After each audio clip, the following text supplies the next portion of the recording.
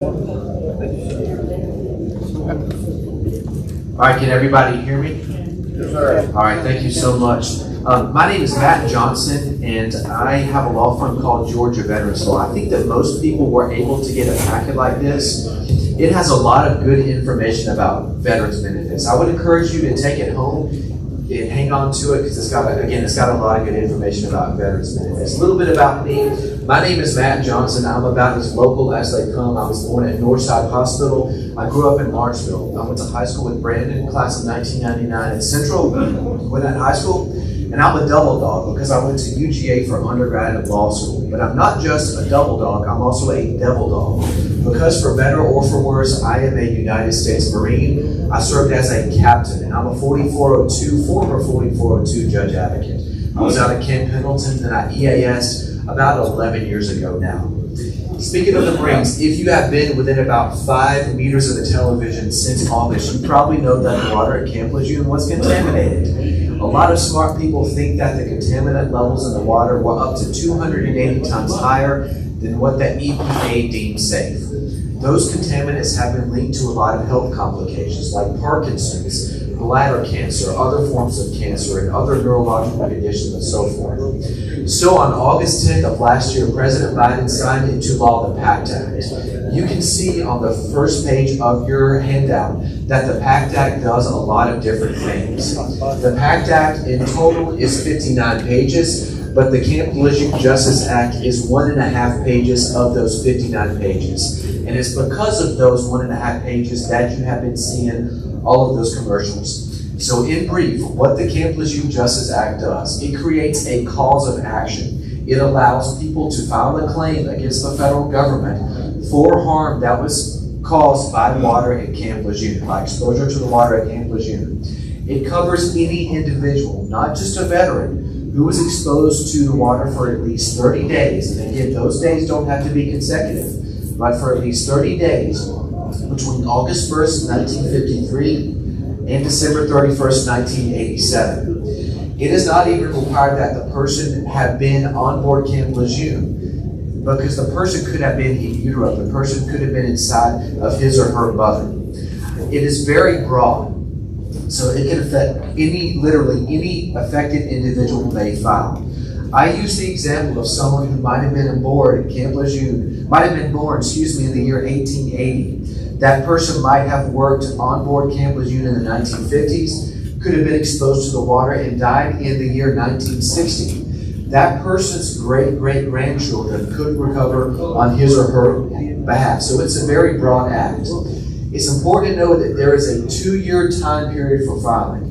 We have to get our claim in by August 10th of next year because it was signed into law by President Biden on August 10th of last year. So we're almost at halftime.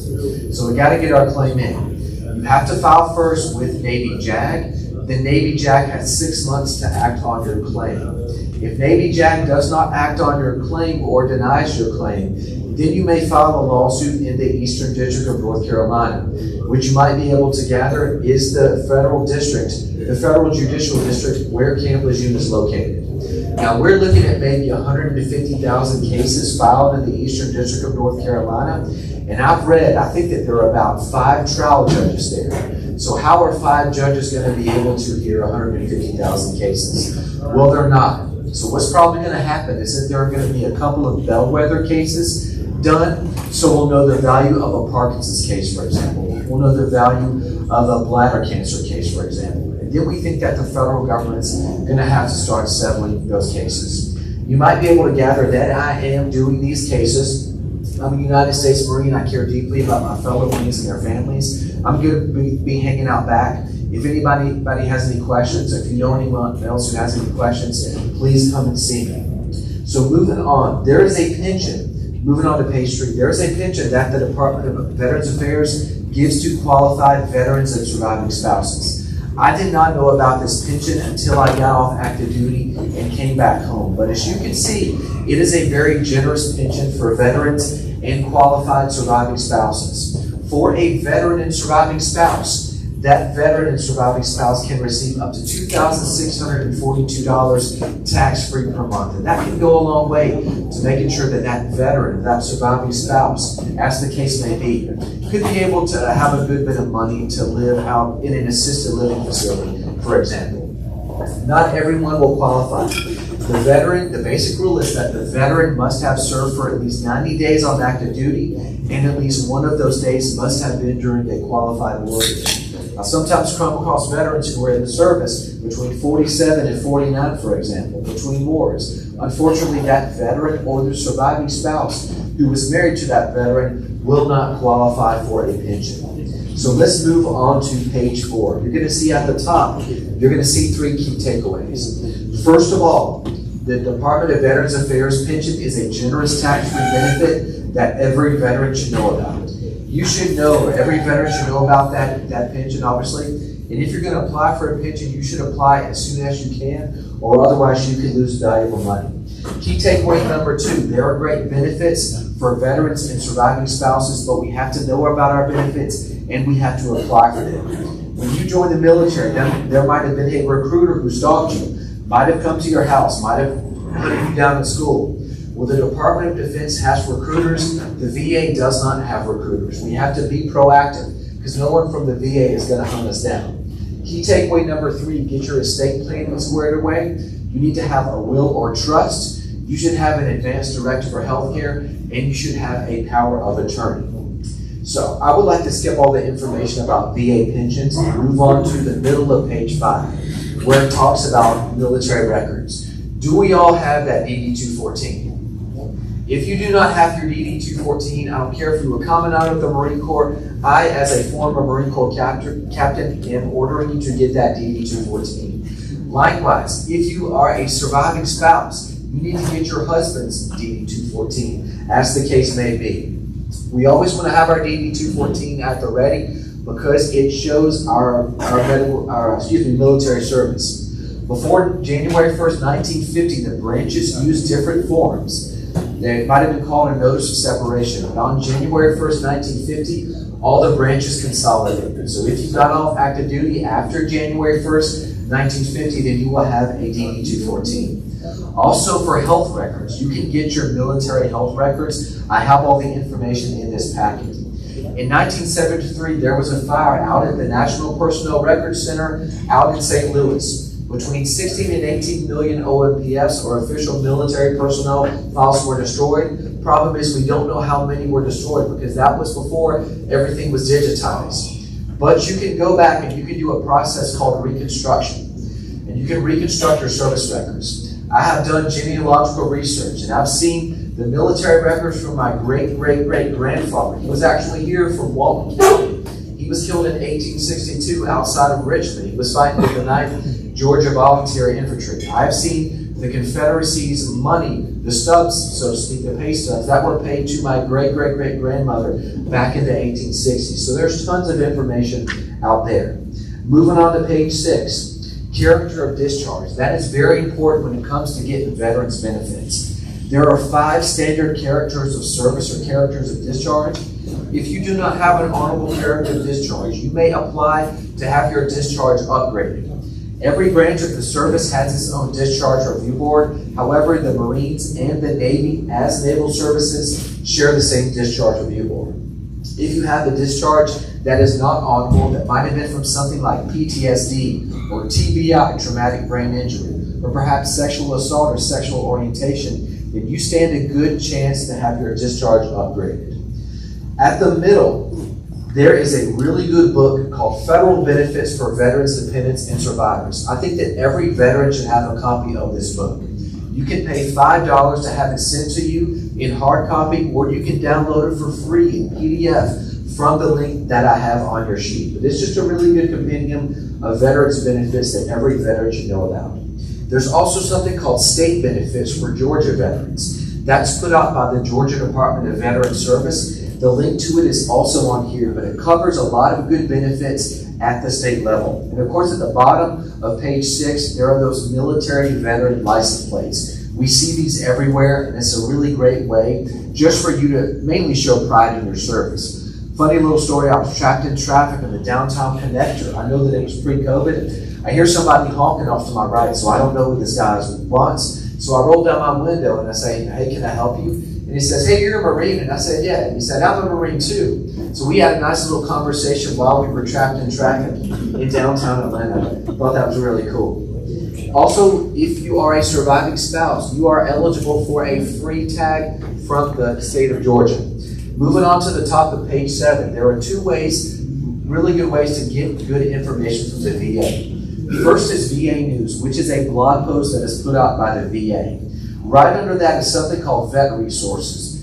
It's connected to the VA, of course, but it tells a lot of good information about job opportunities as well as good things that veterans are doing in our community. If you sign up at Veterans Resources, late every Wednesday night, you'll get an email from the VA that has a lot of good news that you can use. Right below that is the Veteran ID card. This was started in 2017. It does not let you have access to base, but it will let you prove your service. And this is done by the VA, not by the DoD. It's good for proving discounts. And speaking of discounts, the best compendium of discounts that I know of is at the middle of page 7. It is a VA News blog post entitled Veteran Discounts Available Year-Round.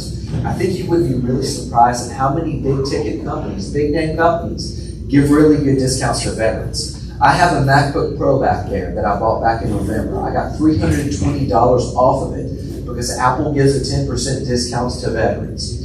At the bottom of page 7, I know that one of the good things about being in the military is that we have access to all of those on-base exchanges where we can shop tax-free. In 2017, online shopping privileges were extended for exchanges to all honorably discharged veterans.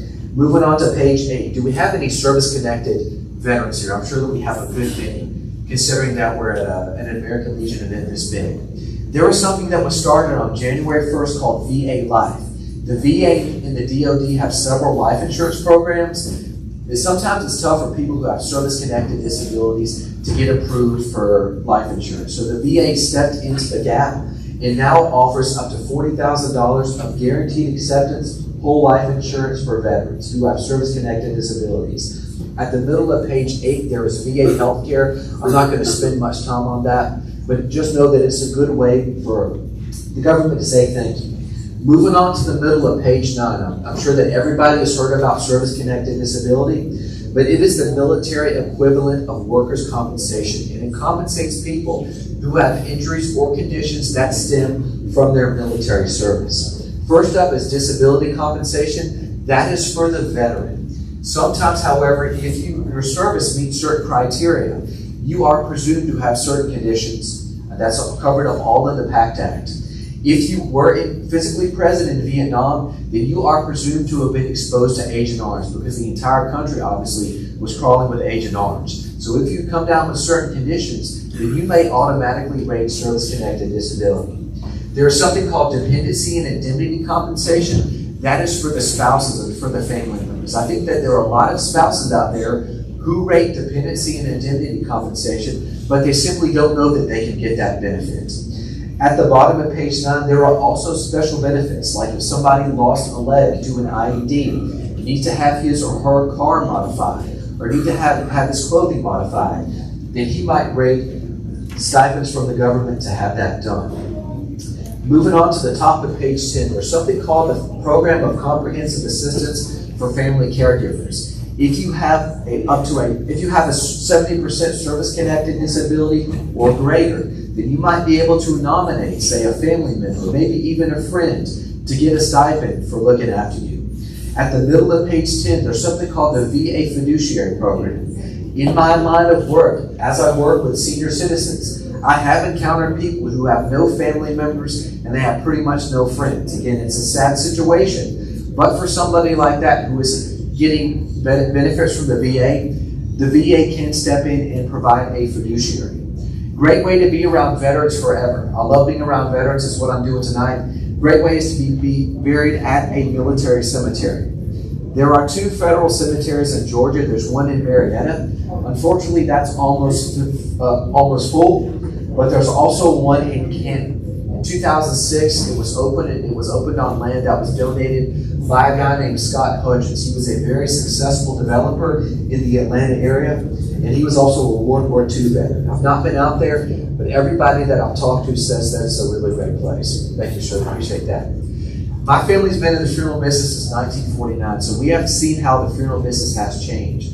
Well north of 50% of the folks that we handle are done through cremation. So you can have, for example, your ashes put in the ground, or you can have them put in an above-ground column buried. You might know what those are. The great thing about being buried at a military cemetery is that everything that is associated with the burial is complimentary. Again, it's just a way for the state of Georgia, a way for the United States to say things. Moving on to page 11, there is a veterans burial allowance, and I think a lot of people don't know about this, but they should. And even people who do not have service-connected disabilities, in some cases, may rate this benefit. So moving on to down to the bottom of page 11, let's talk about the legal documents that everyone should have. None of these documents is required, but I think that everybody should have them. Again, we cannot control when and how we die necessarily, but what we can control to some extent is how well prepared that we are for the event. First up, you need to have a will or a trust. There are 159 counties in Georgia. Every county has an elected probate judge. I don't know who it is here in Walton County, but in Gwinnett, it is Judge Bowder. Your will is your one chance to tell the probate court of your county what you want done with your property at the time of your death. Always make sure that your executor is somebody who is both trustworthy and competent. Your executor is the person who is in charge of your estate. The person doesn't have to be a genius, but we want our executors to be both trustworthy and competent. Little example, my maternal grandfather was a World War II veteran. Came back, I guess, in 1945, 1946. He was from Gwinnett County. He passed away in 2005, but he opened and built a successful funeral business.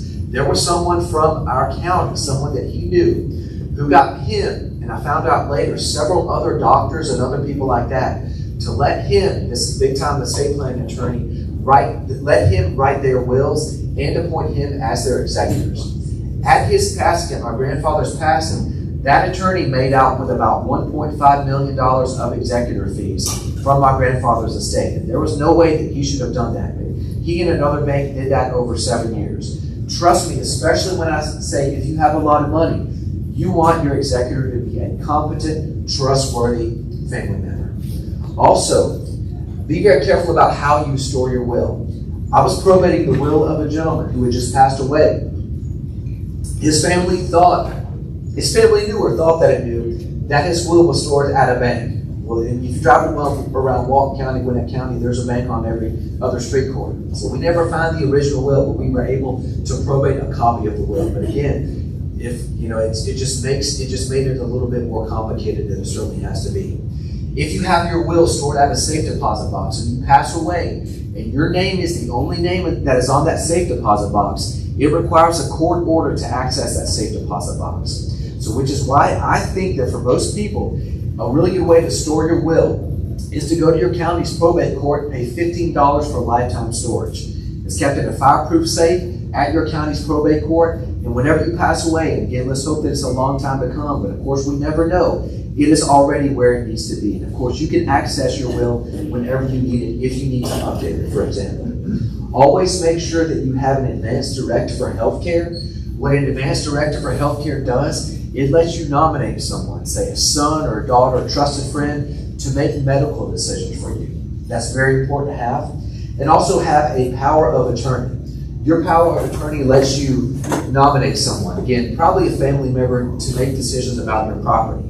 It is always best practice to talk with your bank, talk with your credit union beforehand, just to make sure that that bank or that credit union will in fact accept your power of attorney.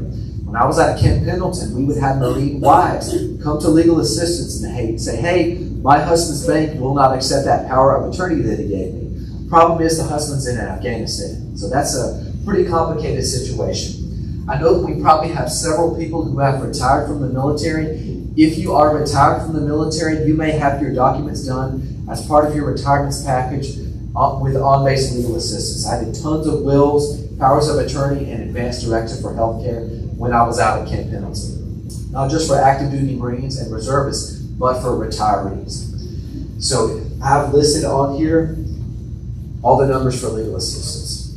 So a little story that I like to tell people. I hope that it is not true, but I like to tell people. When I gave my pre-deployment briefs to Marines, I did tell people the story. When I checked into my unit out at Camp Pendleton, there was a sergeant who briefed me and a bunch of other Marines. He said that there was a Marine who got deployed. Before this Marine got deployed, he gave a power of attorney to his mother. Comes back stateside, finds out he's divorced from his wife, doesn't know why. Then he learns that his mother used that power of attorney to divorce him from his wife without his permission. So again, I hope it did not happen, but I'm sure y'all know crazy stuff happens in the military. And in a country of, I guess, over 300 million people now, well over 300 million people now, crazy stuff happens. So I want to thank y'all so much for having me. I really do appreciate it. I'm going to be hanging out in the back. If anybody has any questions afterwards, by all means, happy to chat with you. I know y'all got a meeting to do, so I don't want to tie you up any more than I already have. Thank you, sir. Semper Fi.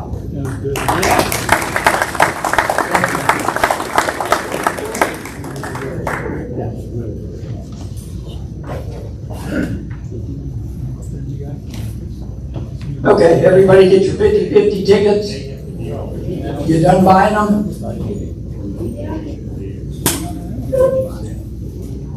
Can I get someone who did not buy one to come up here and draw a ticket? I need to buy some. Like, who sells?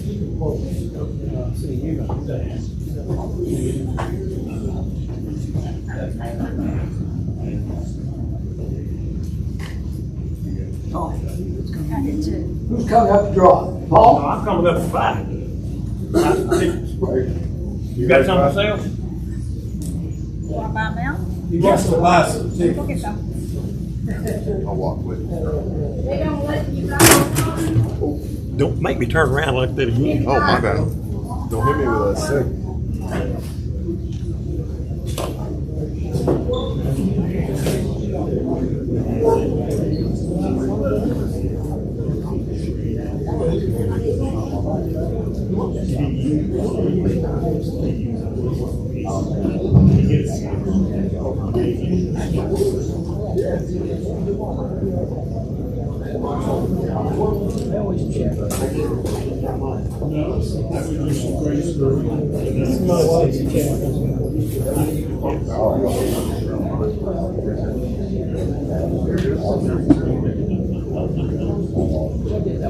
We ready?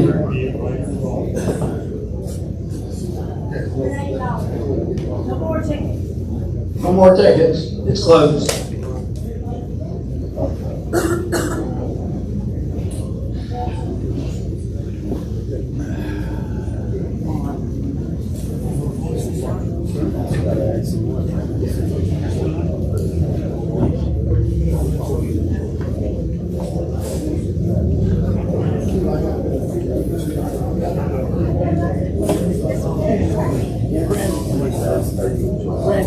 Brandon, sir, you want to draw a ticket?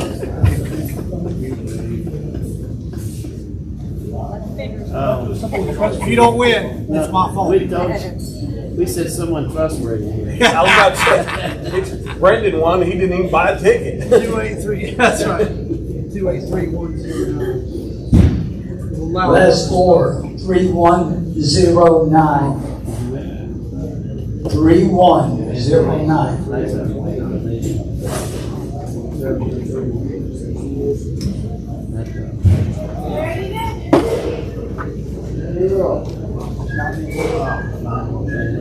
Got it?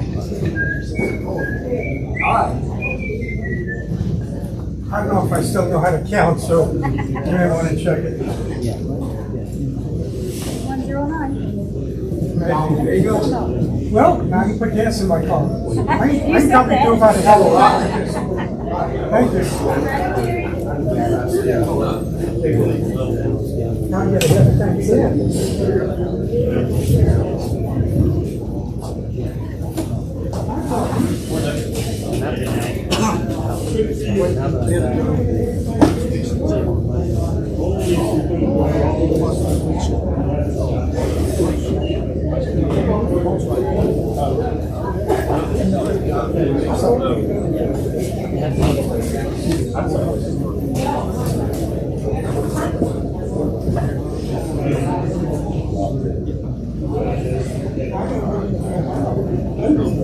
This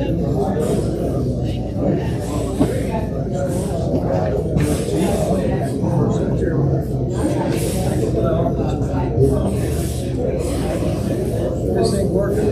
Turn it on, Mike. Turn the mic on. Turn it on.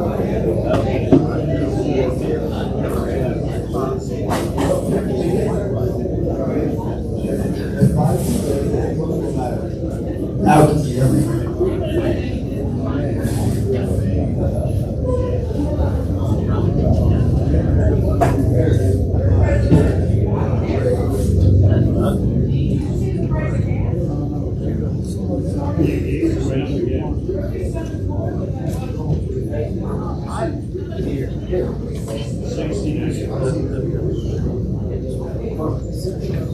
Yeah, he didn't want to. Thought you were. Remember that That's cameras. Still recording. what?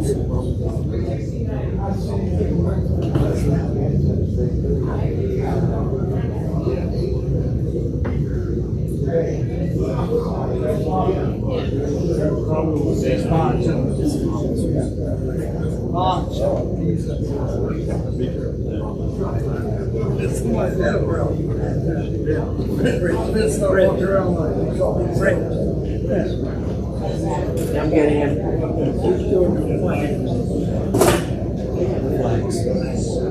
Jim, you want to see Crab Mama? What's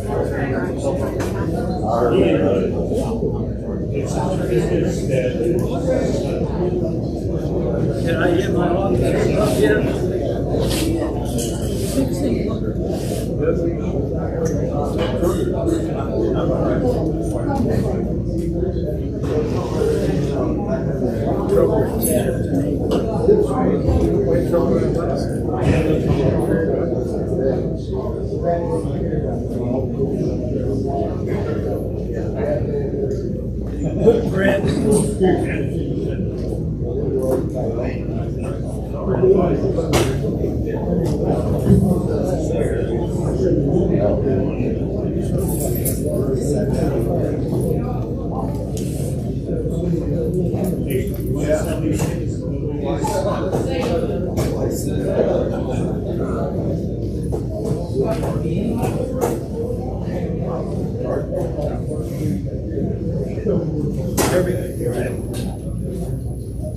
Everybody hear me?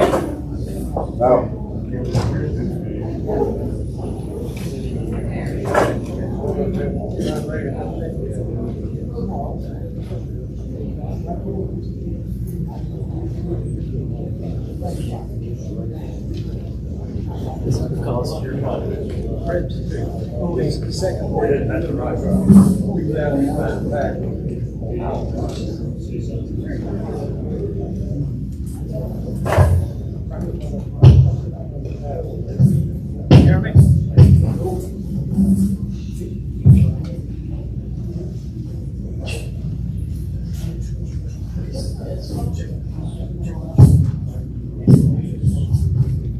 We're fine up here. Here's where I want you.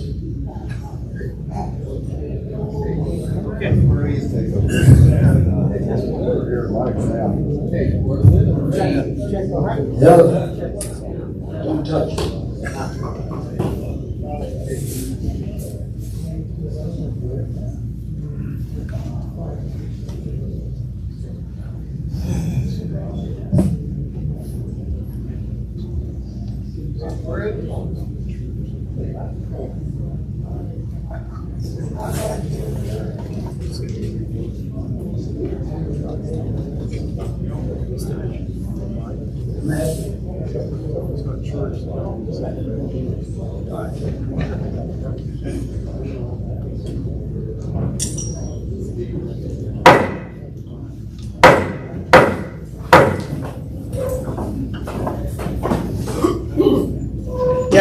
Captain of the Color Guard, please advance and post the colors of our nation.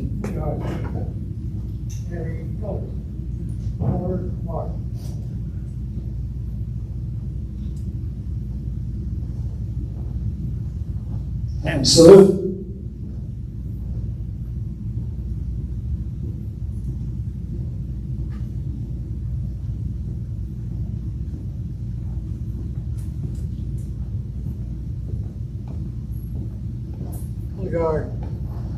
Halt.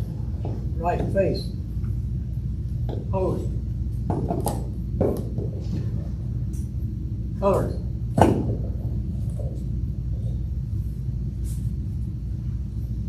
Present arms. Please join me in the Pledge of Allegiance. I pledge allegiance to the flag of the United States of America and to the republic for which it stands, one nation, under God, indivisible, with liberty and justice for all. Ready, two. Left face. Forward, north.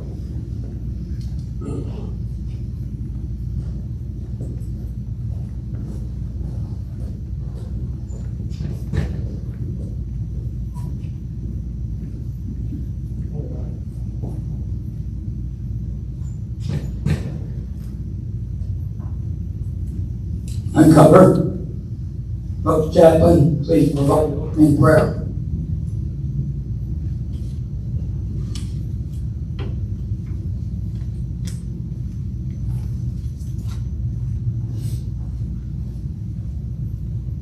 Just say a few words right quick before I get started tonight.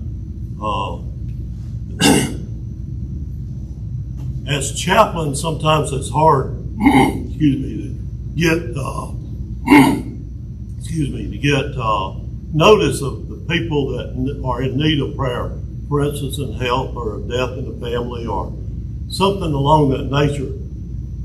We pray every night and every morning. And we pray in general prayer for the people that need God's holy helping hand.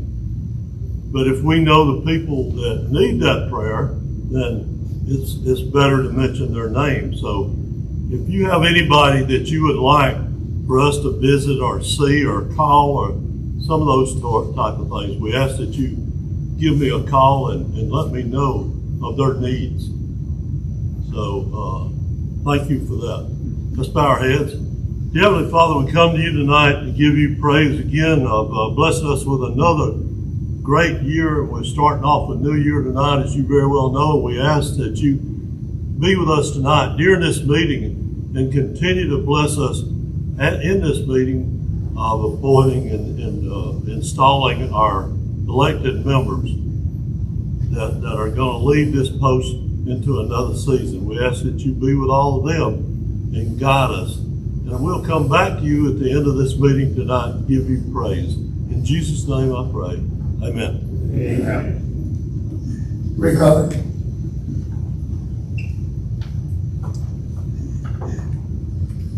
Join me in reciting the American Legion preamble. For God and country, we associate ourselves together for the following purposes: to uphold the defending Constitution of the United States of America, to maintain law and order, to foster and perpetuate a 100% Americanism, to preserve the memories and incidents of our association in all wars, to inculcate a sense of individual obligation to the community, state, and nation, to combat the autocracy of both classes and the masses, to make right the master of life, to promote peace and goodwill on earth, to safeguard and transmit to posterity the principles of justice, freedom, and democracy, to consecrate and sanctify our comradeship by our devotion to mutual helpfulness.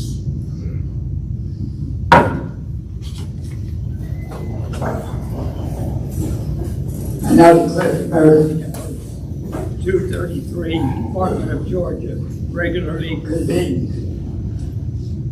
Post Adjutant, do we have a quorum? Yes, sir. We have a quorum. Post Adjutant will provide a brief reading of last meeting's minutes.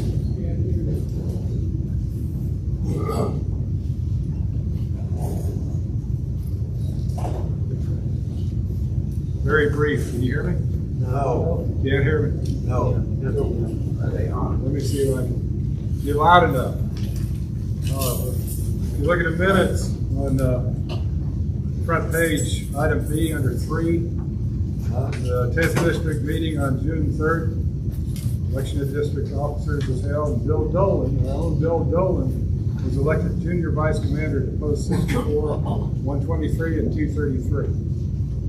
Can you still hear me? No. Sorry. Can't hear me, okay. We'll turn the page. Under maintenance, building and grounds, Mike still needs help. Anybody that has a hammer and nail, come out, try to help him a little bit. Down toward item T, Veterans Connection Outreach. We need volunteers for that, somebody to keep that up and get it going again. Ralph and Susie did a tremendous job with that, but somebody needs to fill their shoes. And then we have election results down at the bottom there in item W. Any comments or questions about the minutes?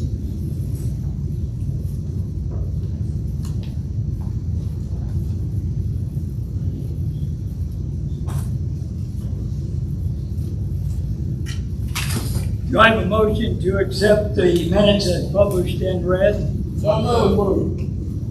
Second? Second. Discussion? All in favor, raise right hand. All opposed, same sign.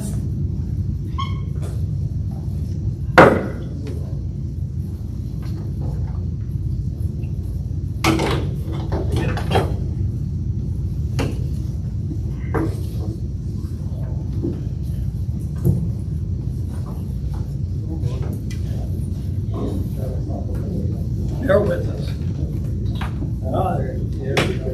I want to recognize the past commanders who are present. Tom Williams. Yo! Stan Halden. Bill Dolan. Distinguished visitors. Ray Martinez. I know I saw you earlier. Are you here? Ray's past mayor of Loganville and a current representative at the state level.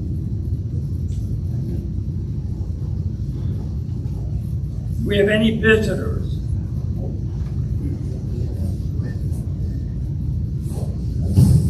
Any visitors?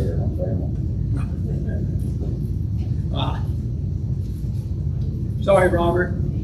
We also have Robert Wilson, 10th District Director for the American Legion Riders, and George Gray. George Gray, past commander of the Suns.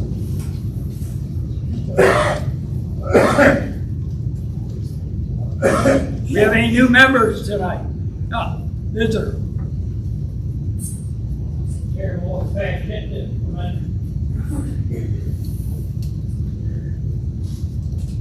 I know we had a new member, or did they leave?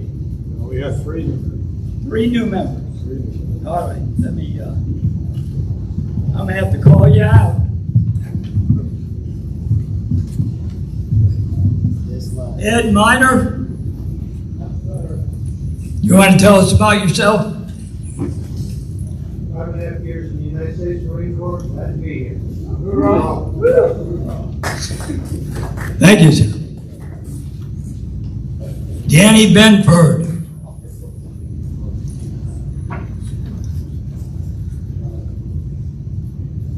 Tell us about yourself. Air Force. Which branch?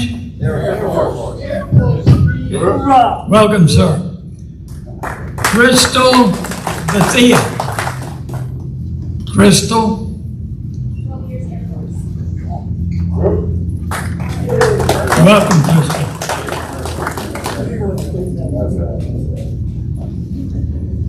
Okay, we have a lot on this agenda tonight. I'm going to try and condense a lot of it. All right. Back to who we're helping. Veterans with the ORP, Operation Rally Point support.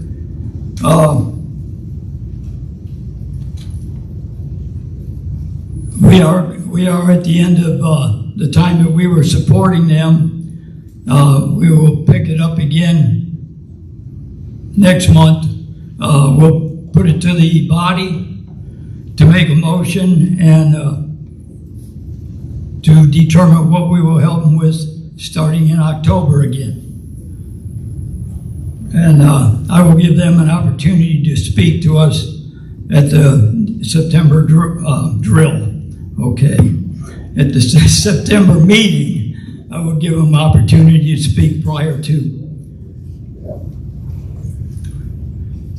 District news. The only thing I know going on in district is the district meeting is Saturday. I think you already said that. At Jefferson, Post 56. Registration starts at 9:30. National news. The American Legion Legacy Run will start from the 20th of August through the 24th. Registration closes August 9th.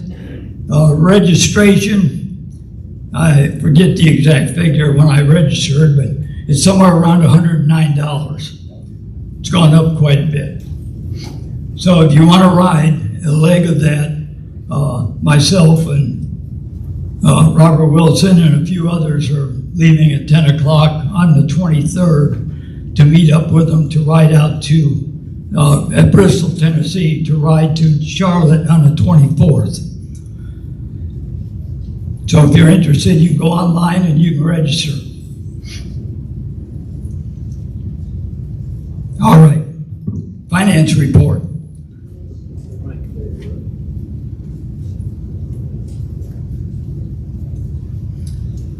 I'll try to keep it as simple as possible since we're going to be pressed for time. One thing.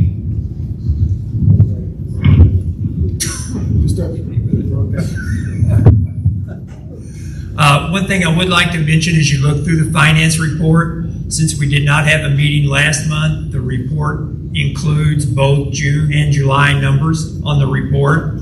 The P&L, the Clover report, all include June and July numbers. So as we look through everything, at the end of the month, on July 31st, we had $38,011.13 in the checking account.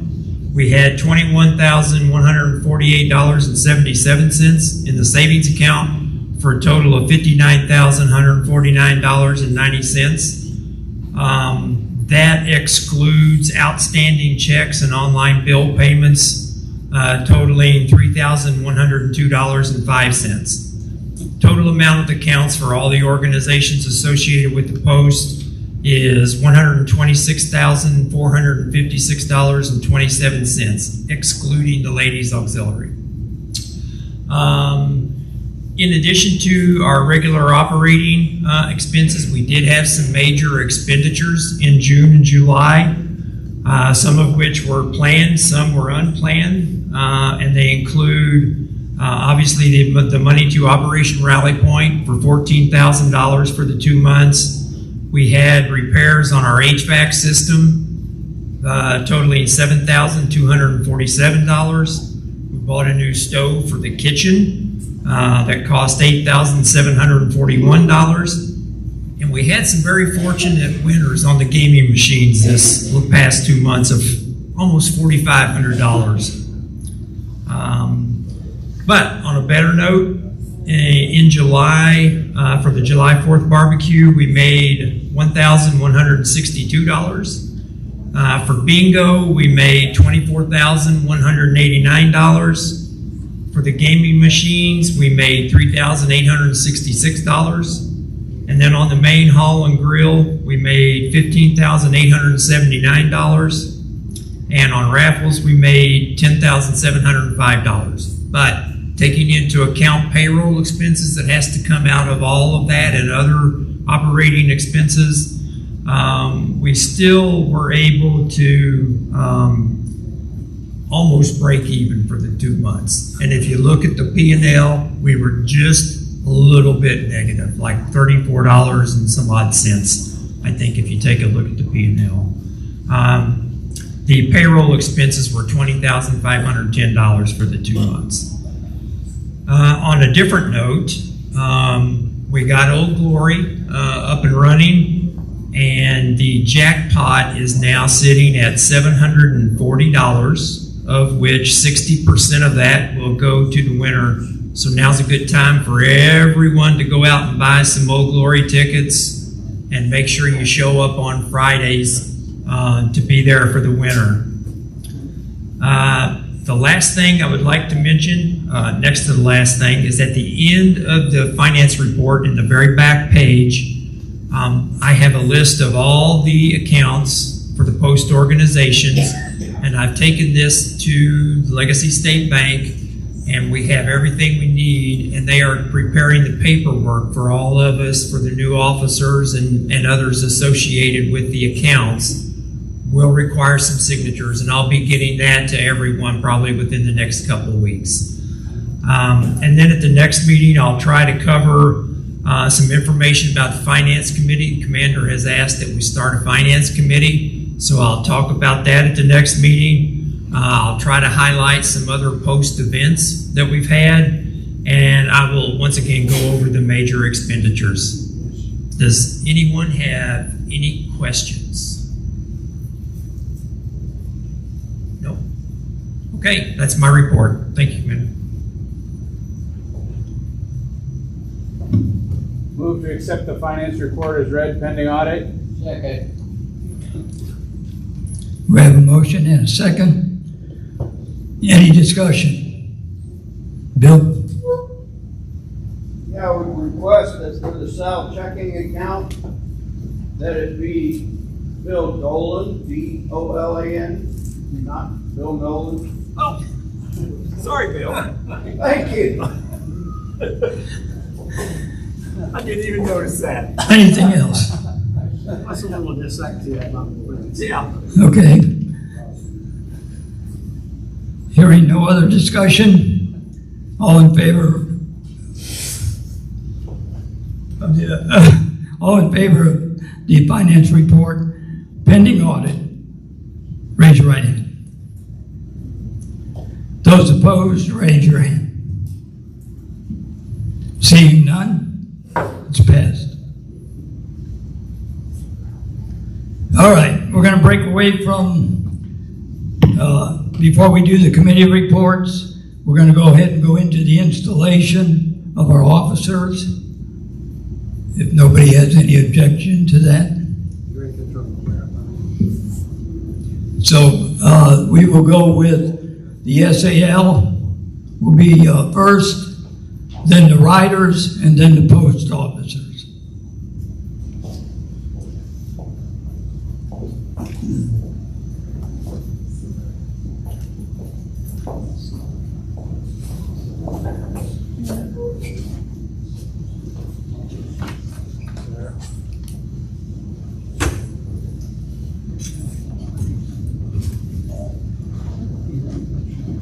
Well, I don't really feel like I'm a guest. I'm here relatively often. And I'm very honored to be asked to come again and install the officers.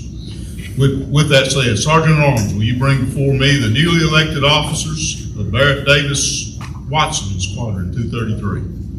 I present to you the newly elected officers of the Barrett Davis Watson Squadron 233 Department of Georgia, whose eligibility record for membership in the American Legion has been duly checked and approved.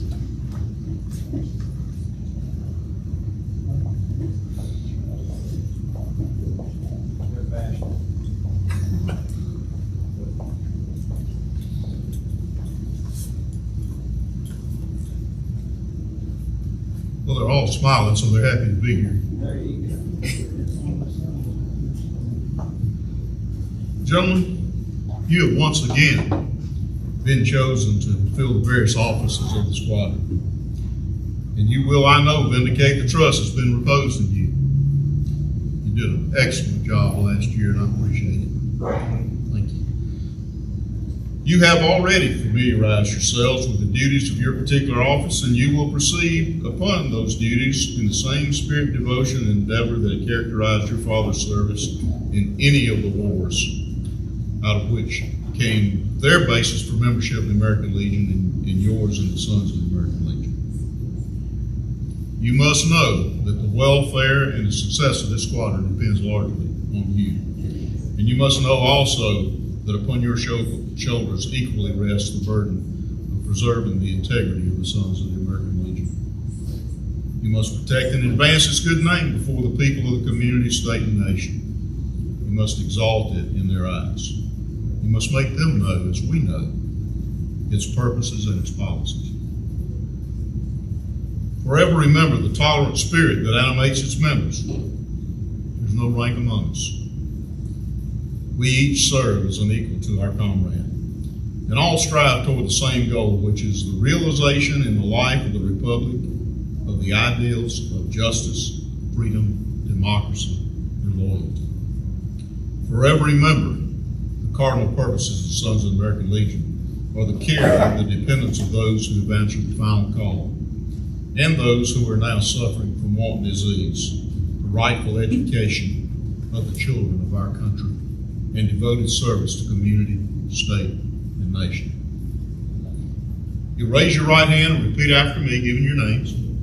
I do solemnly pledge myself to perform faithfully and impartially the duties of the office in the Sons of the American Legion I am about to assume. And I further pledge I'm not a member of, do not subscribe to the principles of any groups opposed to our form of government.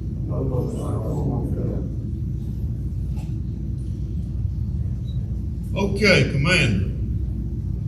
You know, you got some big shoes to fill. The guy that was in your place last year, this squadron grew. It was very successful.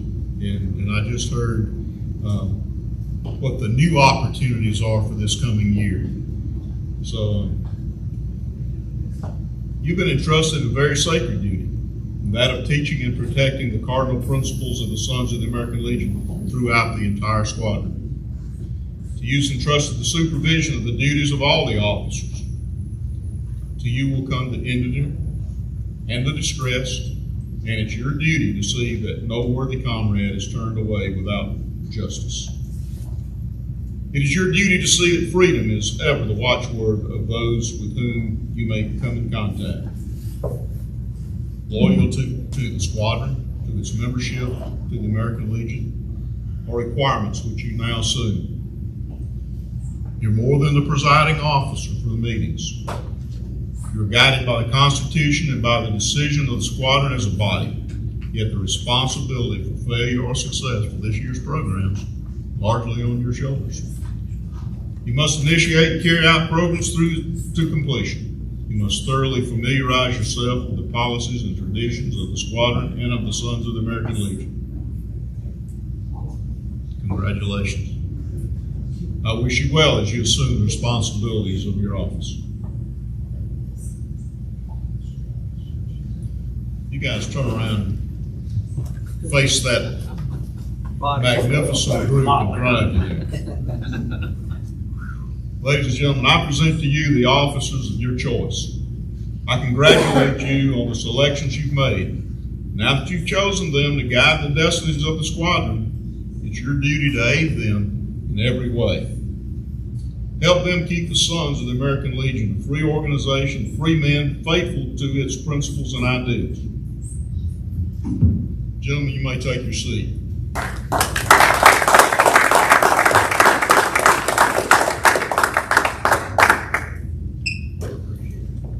And I can give you a gavel, but you're out there and I'm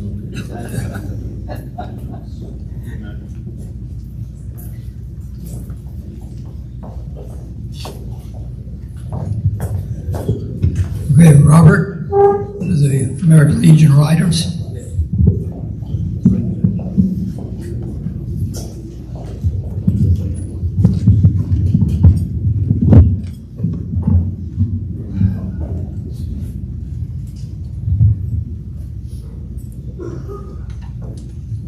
Oh, we got a good group out here tonight. I just want to say that I got active in the Legion about 15 years ago. I've been a member for 30. Got active about 15 years ago in American Legion Post 233. Barrett Watson Jackson, or Barrett Davis Watson, was one of the posts that I went to for guidance, direction, and what I needed to do. And a lot of the people that were here involved in that are here tonight, and I just want to tell y'all thank you very much. We've come a long way. The American Legion Riders chapters are well known for their charitable work, which has raised hundreds of thousands of dollars for local children's hospitals, schools, veterans' homes, severely wounded service members, and scholarships. Since 2006, riders nationwide have participated in the Legion's Legacy Run, which Mike was talking about earlier, to annually raise money for the Legacy Scholarship Fund established to provide scholarships to children of U.S. military personnel killed or 50% disabled since 9/11/2001. In 2022, $1.3 million was raised nationwide for the Legacy Scholarship Fund. So that's for those children that their family, or their mom or dad didn't come home. Another thing that Post 233 does that's always impressed me is the Jonathan Ayers Scholarship Award, annual Jonathan Ayers Scholarship Award. That's something that 233 should be very proud of. Post 233 is an annual support of the Legacy Fund. Other Legion charities the riders support are Operation Comfort Warrior, where 100% goes to our warriors that have needs, and the National Emergency Relief Fund. All American Legion rider groups must uphold the declared principles of the American Legion, as well as conform to and abide by the regulations and decisions of the department, post, or other duly constituted department government body. At the last state convention, I was proud to report District 10 quarterly Americanism reports. We have 137 members, 92 Legionnaires, 20 Sons, 20 Auxiliary. In that quarter, your Legion riders in District 10 drove 35,762 miles, spent 1,700 hours with a total of 300 riders participating, with a total of 68 reported missions. This is included but not limited to flag lines, funerals, meetings, hospital visits, escorts, assisted living visits, veteran appreciation fundraisers, and Ride for America. And as Stan Malden spoke earlier as a chaplain, I'd really like to tell you to let your chaplain know if somebody's in hurt or in need, or if you hear of somebody, so that we can do buddy checks on those people. This year's logo for the American Legion is Be the One. And what that means is be the one that reaches out to your veterans, their families, your community, and be the one to reach out and help people. Your Post 233 LR riders are all Legionnaires, Auxiliary, and Sons First. It is my honor to be here to install your AL officers for 2023 and 2024. As I call your name, please form a line in front of me, beginning on my right and forming to the left. Director, Joe Leeper.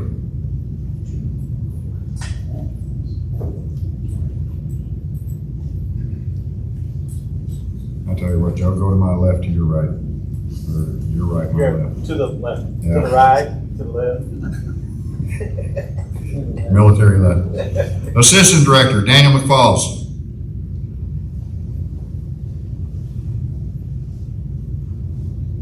Treasurer, Nina Williams.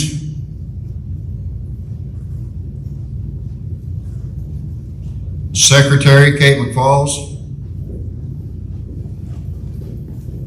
The Sergeant at Arms has been excused. The Sergeant at Arms is Greg Herlickson. And the following officers, I would like you to stand in position. These are the officers that were asked to and appointed to a position with the American Legion Riders by the director. And we're very proud of them stepping up. And I would like to ask you to step up or stand up and be recognized. Road Captain Neil Dearborn. Activities Officer Kay McFalls. Safety Officer and Judge Advocate has been taken by Ordia Brown. Chaplain Stan Malden. Historian Tom Williams. And the webmaster is Kay McFalls. She's doing quite a few things. And I thank you all for standing and thank you for accepting these positions. My fellow American Legion Riders, you have been chosen to fill the various offices of the Barrett Davis Watson Legion Riders of American Legion Post 233. Familiarize yourself with the duties of your office and carry out those duties with the same spirit from which rose the American Legion family. The Legion Riders consist of all affiliated American Legion organizations, Legionnaires, Auxiliary, and the Sons of the American Legion. The welfare and success of this organization depends on you, as does the preservation of the integrity of the American Legion. Protect the good name of the American Legion. With the people of our great nation, help them know the Legion's purpose and policies. Remember the tolerance that animates us as members. Remember there is no rank among us, for we all serve as equals. We all are aiming for the same goals, the ideals of justice, freedom, democracy, and loyalty. Remember, too, the cardinal principles of the American Legion are the rehabilitation of all disabled veterans, the care of the dependents of those who have answered the final call, the care of those who are now suffering from wounds, disease, and want, and to educate our children in service to the community, state, and nation. You will raise your right hand and say "I" or your name, say "I" and give your names and repeat after me. I, Robert Wilson, do solemnly pledge myself to perform faithfully and impartially the duties of the office of the American Legion Riders I am about to assume. And I further pledge I am not a member of and not subscribed to the principles of any group opposed to our form of government. Hands down. Hands down. Way to go, John. Way to be there, bro. Director Leeper, would you take one step forward? To you, Director Leeper, entrusted very important duties. You must teach and protect the cardinal principles of the American Legion throughout your group. You are entrusted with the supervision of the duties of all officers of the Legion Riders. The poor and troubled will come to you, and you must see no veteran is turned away without full justice. Loyalty to your post, to its membership, to the state and national organizations are obligations which you now assume. You are more than the presiding officer for meetings. You are guided by the constitution of the decision of the group, yet the responsibility of the year's programs is on your shoulders. You must initiate programs and carry them through to completion. You must familiarize yourself with the traditions of your post in the American Legion. By your sincere acceptance and earnest performance of these duties, may the trust of your fellow riders have reposed in you be justified. I extend to you congratulations of the Department of Georgia, and I wish you well as you assume the responsibility of your officers. Please step back in line. And I would like to everybody to make an about face and face your post. Installing it, ladies and gentlemen, I present to you the officers of your choice for the American Legion Riders Post 233. I congratulate you on the selection you have made. You have chosen them. Now it is your duty to aid them in every way. And riders, you ride hard, ride fast, ride long, and ride safely for the principles and ideals of the American Legion. You are the ambassadors of your post. Congratulations.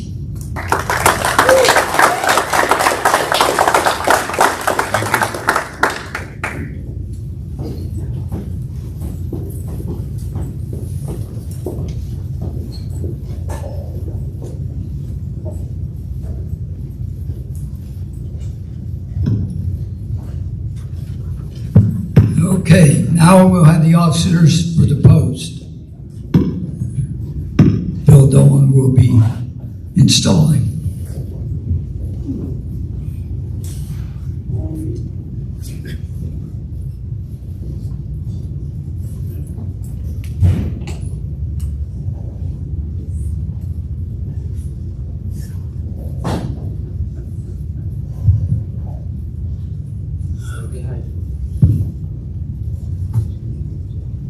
I'm sure you guys haven't heard these words before, like twice tonight.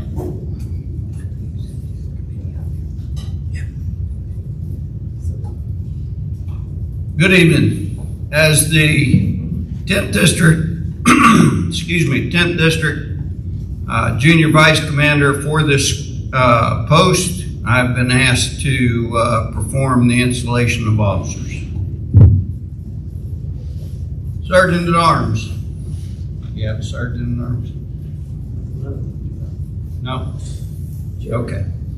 Well, in that case, would the post commander come and stand on the left side?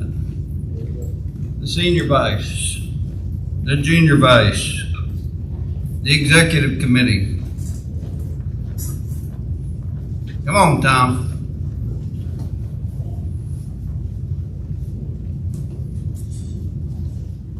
The finance officer.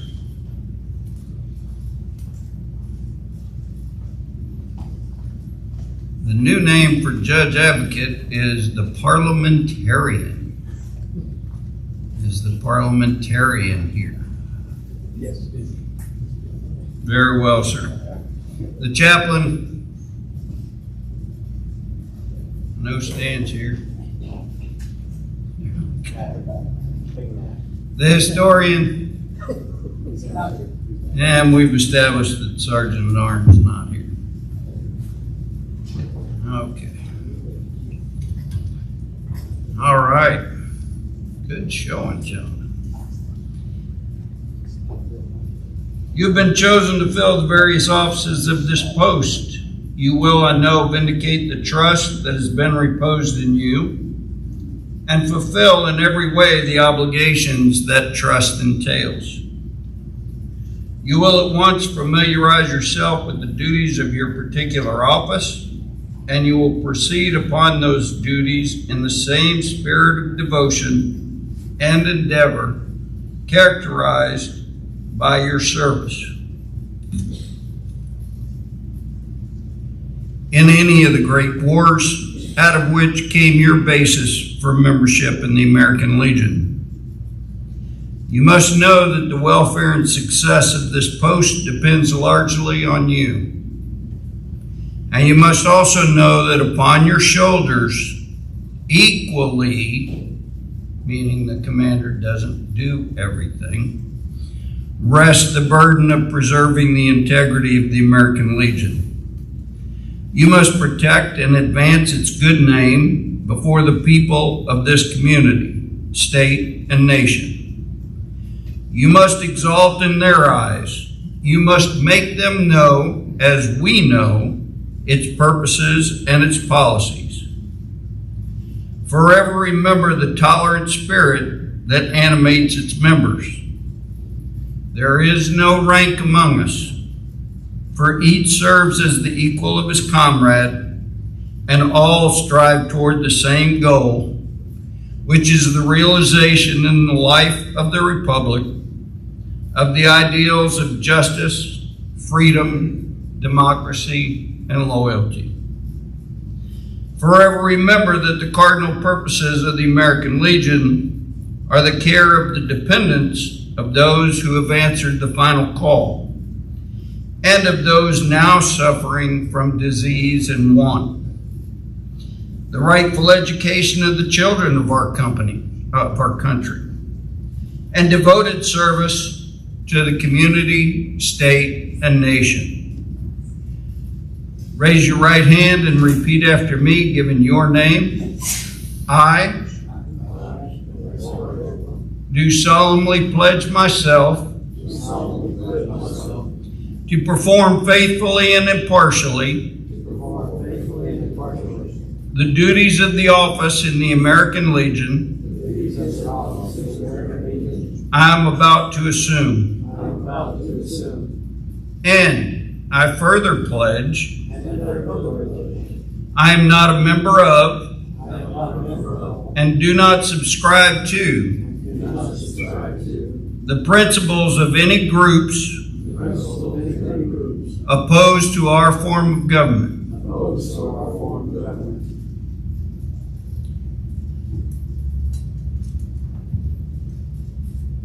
Commander, you may put your hands down. Commander, to you is entrusted a very sacred duty. that of teaching and protecting the cardinal principles of the American Legion throughout your entire post. To you is entrusted the supervision of the duties of all officers of the post. To you will come the indigent and distressed, and it is your duty to see that no worthy comrade is turned away without justice. It is your duty to see that freedom is ever the watchword of those with whom you may come in contact. Loyalty to your post, to its membership, to the American Legion are requirements which you now assume. You are more than the presiding officer for meetings. You are guided by the Constitution and by the decision of the post as a body. Yet, the responsibility for failure or success of the year's programs rests largely with you. You must initiate and carry out programs through to completion. You must thoroughly familiarize yourself with the policies and traditions of your post. To you, I extend the congratulations of the Department of Georgia and the 10th District Commander. And I wish you well as you assume the responsibilities of your office. Chaplain, could you please offer a prayer for the guidance and success of the newly installed post officers?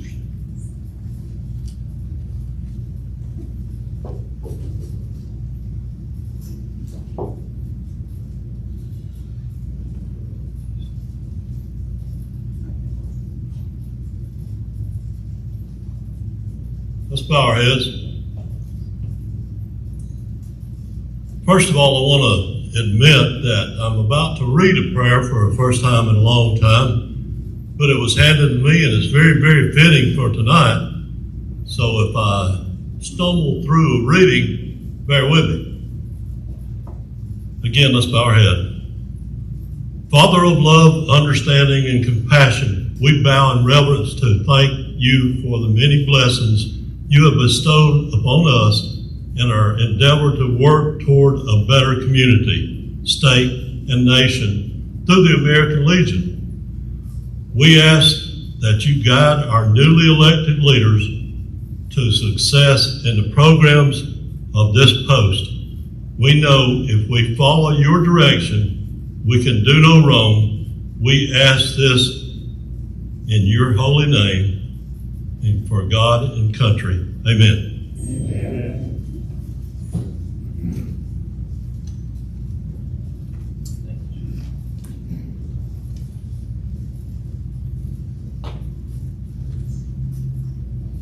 Officers may do an about face.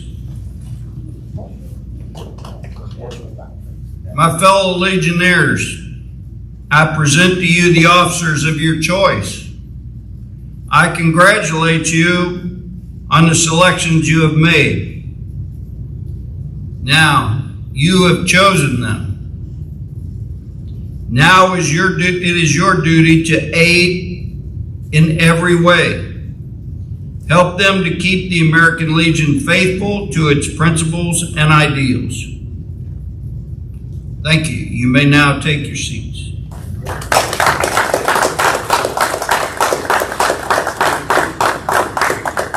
Work on that about face. Look kind of lame. Look like some green crack going on up there. Just stand by. Just turn around. Air Force technology. Oh, great. Somebody messed with my book again.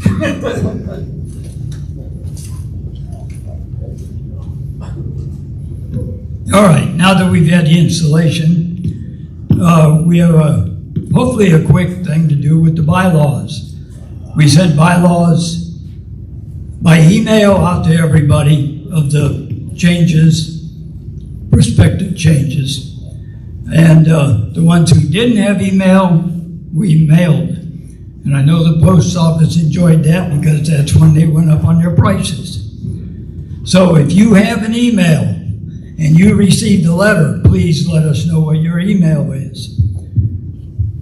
Let me pull these out. You've all received these. There's only about 5 additions or changes. And these really were something I found in a desk drawer that one of the other commanders was going to put forward.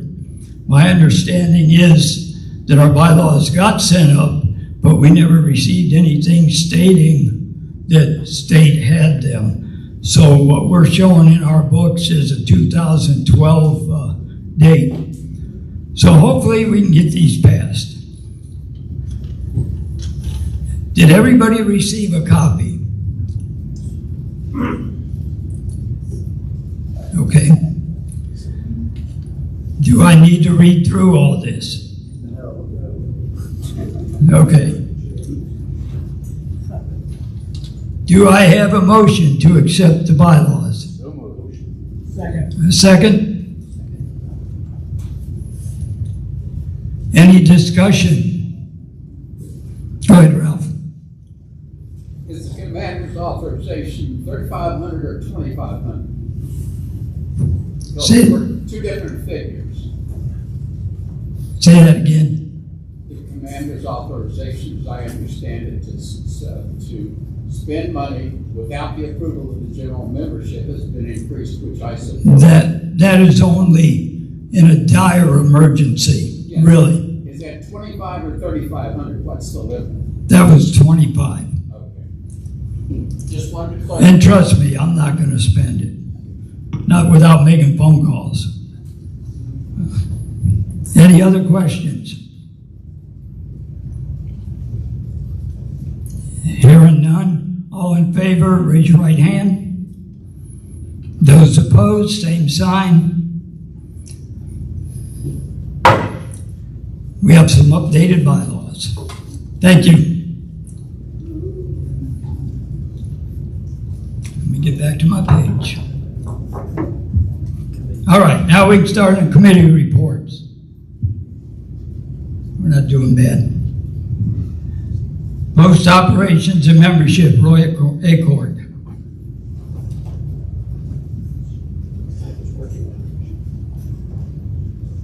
So I don't have to yell? No, Okay. but you can if you want. Oh, okay.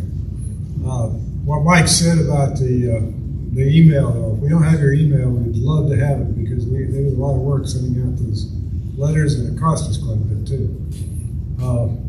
We have 162 renewals so far for the year, which is pretty great. We have 3 new members who are here tonight. We have 29 paid up for life members. So if you haven't renewed yet, see me or send it in or whatever, but let's keep the renewals coming. And that's all I have.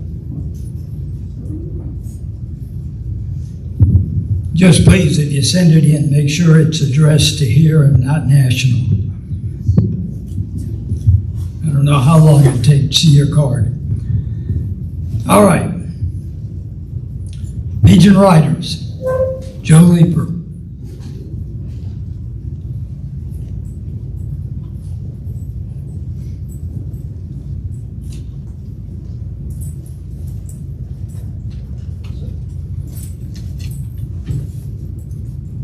All right, for the month of July, as of today, we have 39 members on the rolls. 29 are Legionnaires, 8 are auxiliary, and 2 are Sons members. Finance numbers are the same as what the Post put out, $47,311.05 in the checking account, and $14,712.47 in the Jonathan Eyre Scholarship. Americanism for last month, we had 10 riders reporting, 4,966.4 miles, and 133 hours.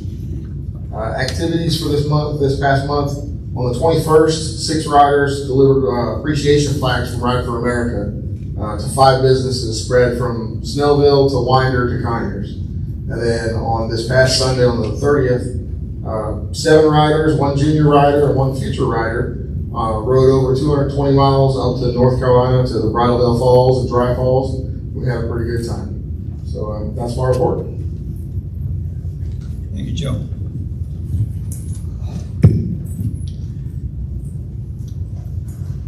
public information and website. Tom Williams and Don's not here, so. No report, Commander. Thank you, Tom. Sons of the American Legion, Bill Dolan. There, we're here. I don't know what. Can you holler? Doesn't work? It might just work for Joe, but. Okay. Yeah, Joe's taller than I am. Well. Now I'm gonna have to adjust.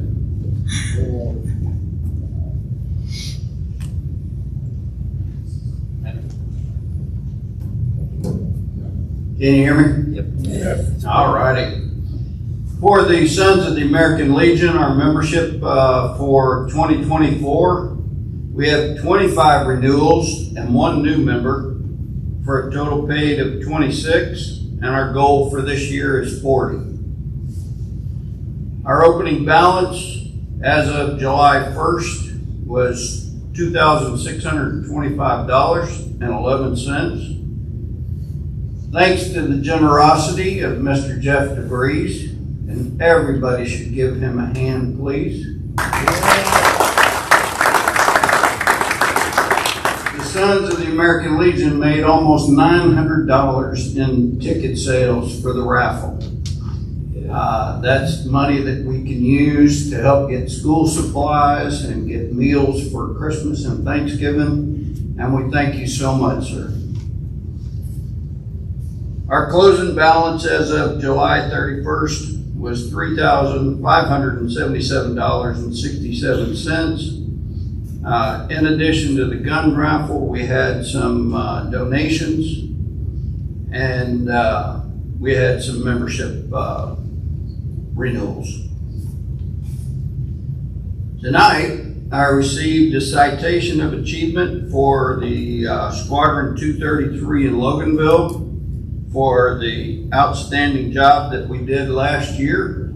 I say thank you to all of my squadron members and to the post and the ladies who helped us get all of that stuff done.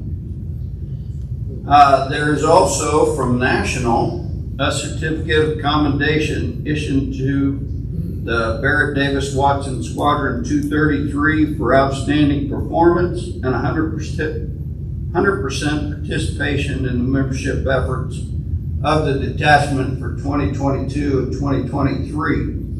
I'm not going to read the whole thing, but I'm going to get holders for these and we'll get them somewhere. That's my report for the evening. Thank you.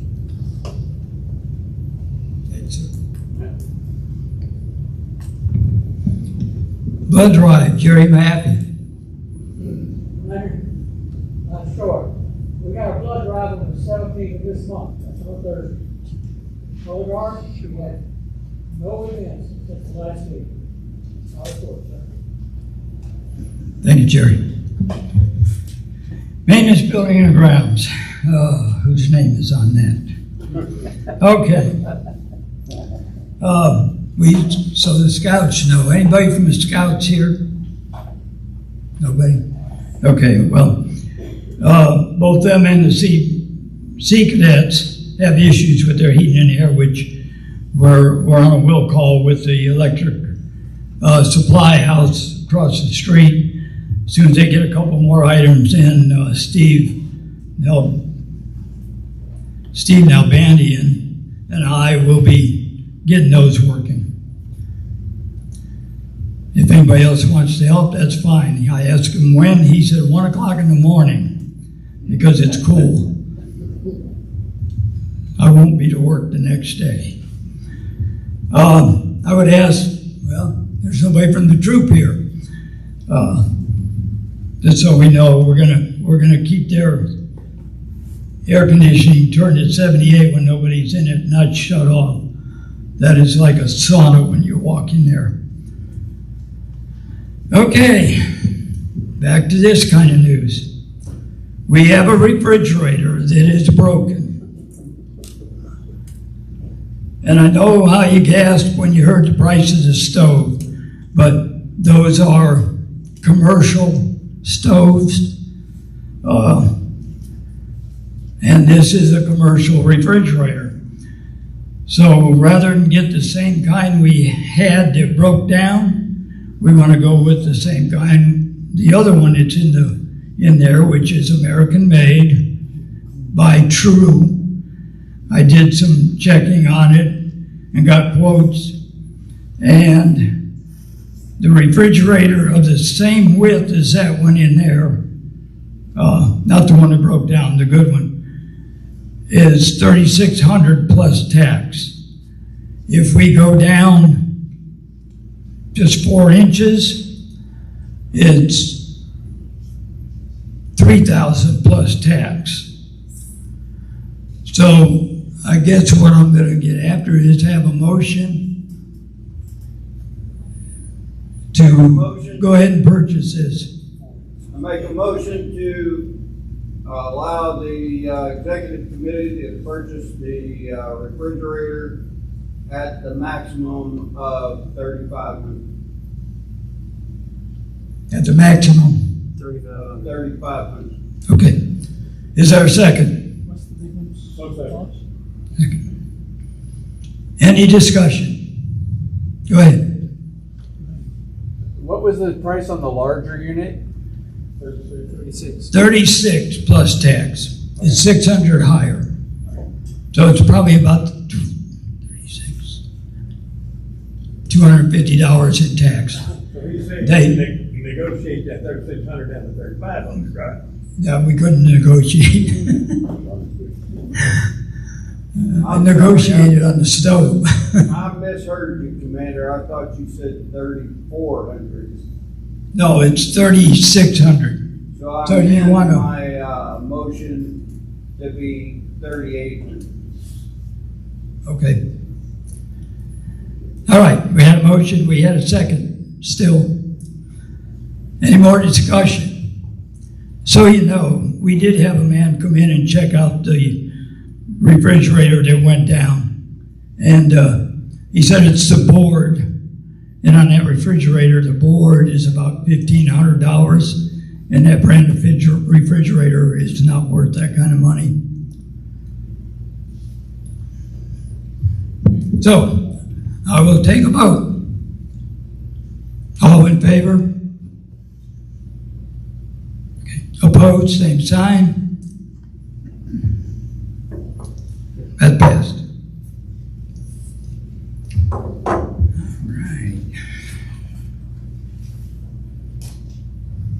Special event, Stan Moulton. No report, sir. Thanks, Stan. I'll be getting with you on the anniversary dinner and the Veterans Day. Okay, I don't know if anybody noticed, we have put, after we sunk that money into the units back here, because one of them was a vandalism type thing where they let the Freon out, whether they were sniffing it or they just let it out, we don't know. So myself and Southern Comfort Groundworks donated the labor, we paid for the material, and we put this fence up. We may be looking at doing the same around the others at some point. Service Officer Mike Madsen.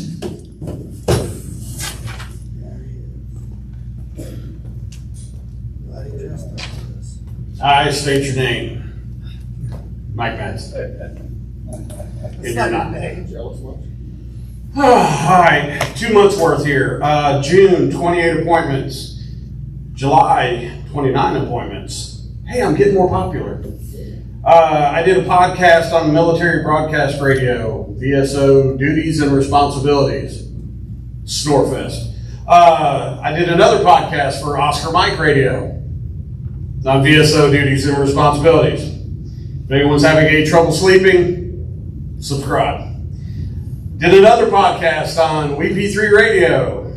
It's got your 6 on VSO duties and responsibilities. Went to 2 vet bud meetings down in Atlanta or Johns Creek. They're at 7 a.m. Just to remind you guys how early I'm getting up to represent y'all.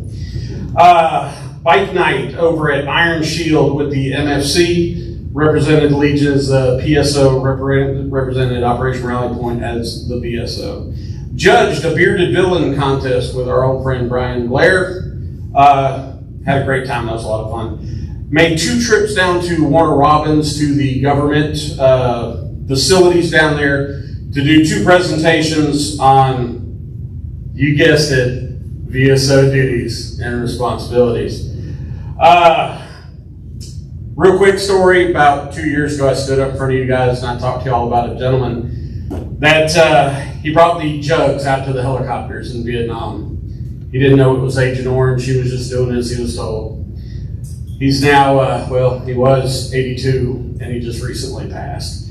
The last 2 years of his life, I was lucky enough to get to know him and his wife, and when they first called me, all they needed was some help modifying their van. This 80-year-old woman was picking up her 82-year-old husband and putting him in there after he'd lost his legs from complications from Agent Orange.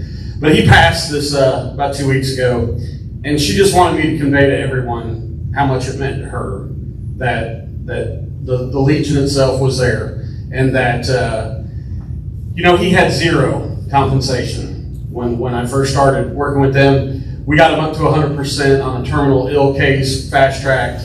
We got him 8 in attendance, which had a nurse coming out 7 days a week to help take care of him and everything that goes along with that, to monitor his medication, not only to take care of him. And we also got a family member in the caregiver program. We were receiving a lot, but it kind of lightened the load for the wife. And she just wanted me to convey that the last 2 years of his life, we actually got him a laptop, and he could talk to us through the laptop, and it just made the world, to him, to just talk through the laptop and be able to communicate, and to know that his family is being taken care of financially, and that the medication is on. So I just want to convey that to you guys. This is one of the most difficult jobs I've ever done in my life. But one day it's something like that, and then it's the next day it's somebody that just got 70%. From a 0 to 70%, and it changes their life completely. They can actually look towards retiring now, things of that nature, to receiving, back pay. I had a gentleman contact me just earlier today, and he said, Mike, I don't know what's going on. There's $27,000 in my bank account.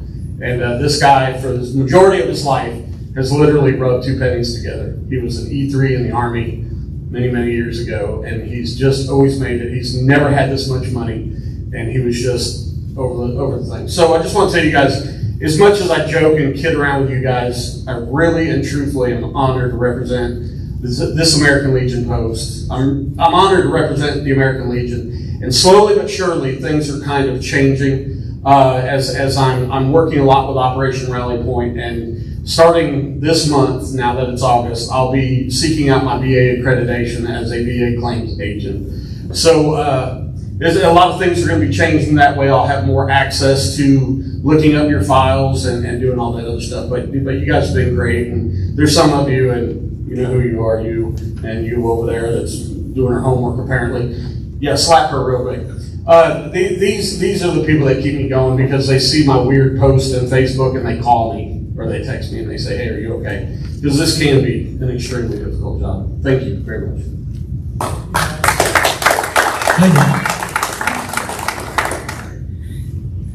And Mike is in that group who is also looking for additional help. So if anybody wants to learn some of that, he'll gladly accept you. Just one at a time, please. One at a time.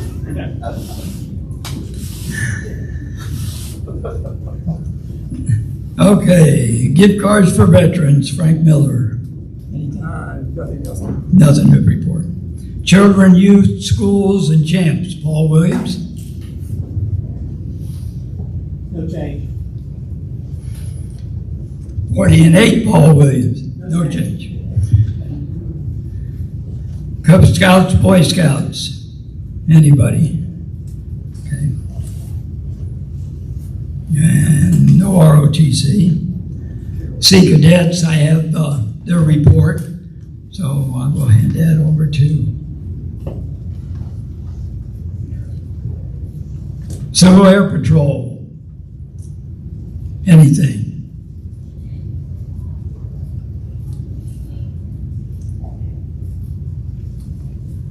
Jeff Monk out here? Nothing. Oh, legislative. You don't have anything, right? It's in writing. Okay. Roy has a copy.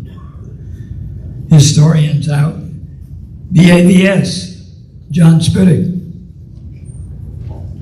Manuel, there's no change at the VA. They are not accepting books yet. Okay, thank you, John. Any other committee reports? Anybody I didn't call on? Boys State. All right. Boys State. Hey, Commander. We sent 3 boys to Boys State this year. They all had a great time, and I'm going to try to get a couple of them to come down for the September meeting and give you, in their words, how much they enjoyed that experience. But thank you all for doing your membership and providing the post with enough funds to be able to send 3 boys down to Valdosta State University.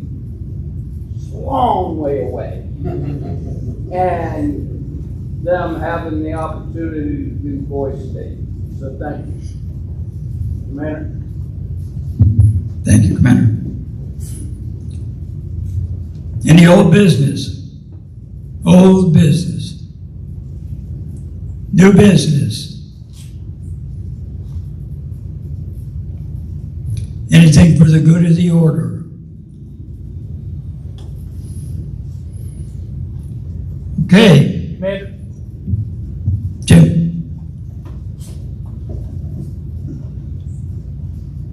I'd like to make a motion that the post expend $1,000, not to exceed $1,000, to have the kitchen professionally cleaned. Second. Second. Any discussion on that? What was the motion for? To have the kitchen professionally cleaned. Very good. Okay. Any discussion? All in favor, show by right hand. Okay. All opposed, same sign. Passed. Next meeting, Tuesday, September 5th. Meal at 7, meeting at 8. And I had something I wanted to say and it left me. Okay. Actually, next month. All right. Do I have a motion for adjournment? Yes. Second? All in favor? Opposed? Captain of the Color Guard.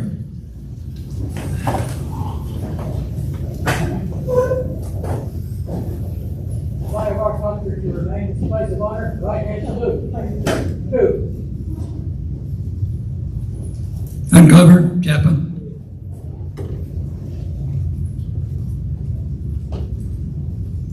Again, before I get started, make sure there was no report on special events. Make sure you check out our table on things that are about to come up at this post and try your best to support it. Let's bow our heads. Dear Heavenly Father, we come to you again tonight. You praise for one fantastic meeting. I know that you were here amongst us and helped us tremendously and blessed us tremendously. So we give you thanks for all that. Please be with all our military that's scattered all across this great world and bless our country. We need you more than ever. Amen. Please be with us on our way home.